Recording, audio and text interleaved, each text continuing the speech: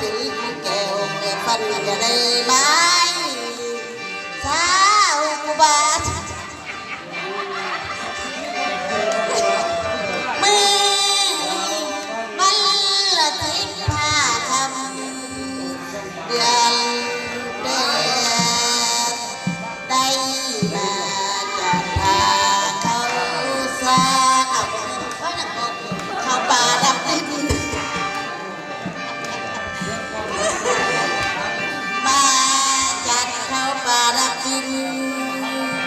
บุญคุณพ่อคุณแม่ให้มารับเอา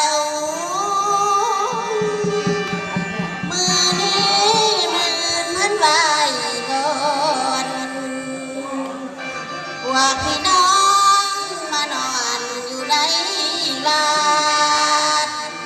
เมื่อได้โอกาสบ้างขออย่างมันเป็นเขาเด้อน้องกันมันเป็นเจ้าน้องไว้ตามา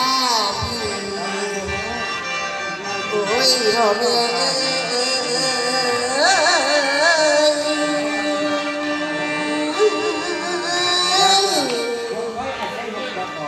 นั่นมาดีใจหายได้มาจากบ้านนาบ้านดารามให้สมหวังพี่น้องเฮาเบิดบ้านนาหากันมาหอเขาป่าดาบดิน